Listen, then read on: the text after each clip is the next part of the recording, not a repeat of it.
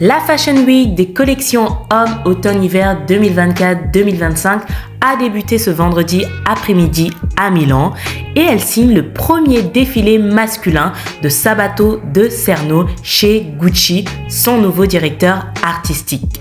Comme vous le savez peut-être déjà, l'excellent Alessandro Michel a laissé la direction de la maison florentine en 2022 et avec lui s'en est allée l'ambiance rétro qu'il avait imposée. Depuis, on assiste à un revirement chez Gucci. La dernière campagne publicitaire en est la preuve. Une nouvelle direction artistique se dévoile sous nos yeux où le produit est mis en avant. La preuve avec la dernière campagne publicitaire dont je vous parle qui est totalement moderne. On dit bye bye à l'esthétique vintage cadulée sans ancien directeur artistique, très tourné autour des années 50, 60, 70 et 80. Ancora, c'est le nom donné par Sabato de Cerno à sa toute première vision de la mode masculine chez Gucci. Ancora signifie tout simplement encore. Et de par cette collection, le nouveau boss à la tête de la maison de luxe italienne a voulu proposer les éléments incontournables à la garde-robe masculine pour l'automne-hiver prochain. Et effectivement, c'est une collection maligne que nous offre Sabato de Cerno qui, comme son prédécesseur, était totalement inconnue du grand public avant sa nomination. Donc, on retrouve les pièces classiques d'une garde-robe masculine, travaillées au millimètre près, parfaitement structurée de façon ultra fashion.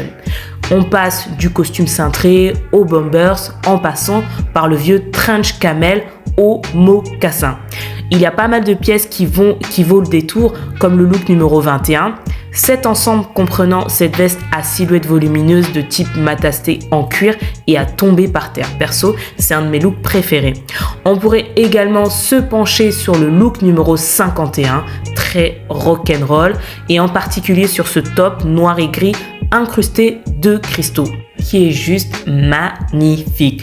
Et de plus, ce top fait référence au défilé printemps-été 2024 Femmes de Gucci.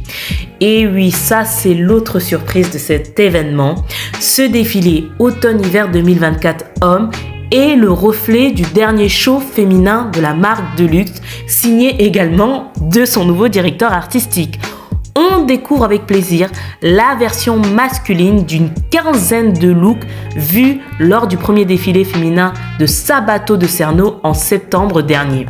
Et la majorité sont des pièces ou des tendances classiques dans la mode, que ce soit le tailleur, les pièces en cuir, les mocassins, l'association du noir et du blanc, le top tank, le manteau lent, les imprimés, les rayures, le sweat à capuche, le pull camionneur, la couleur rouge cerise et j'en passe. Soit dit en passant, on découvre aussi un nouveau logo Gucci. Alors, une chose est sûre, les deux premiers shows de Sabato de Cerno sont des réussites pour ma part. C'est mon avis. J'ai adoré l'effet miroir des deux collections, je trouve ça très malin. De plus, il a su réellement apporter sa touche personnelle en se détachant des propositions de son prédécesseur parce que oui, il faut vraiment avoir le costume pour passer après Alessandro Michel qui a marqué Gucci pendant presque 7 ans. Moi, à chaque fois que je voyais une campagne publicitaire ou un vêtement chez une célébrité, je savais quand c'était Gucci ou pas. Alessandro Michel avait vraiment marqué la marque italienne ces dernières années.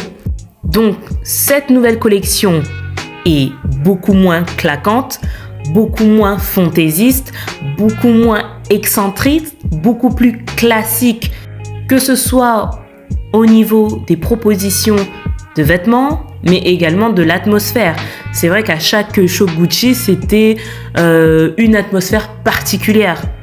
Mais là, il faut du temps pour que ce nouveau directeur artistique puisse s'imposer, aller au bout de ses idées, et je trouve que c'est déjà pas mal.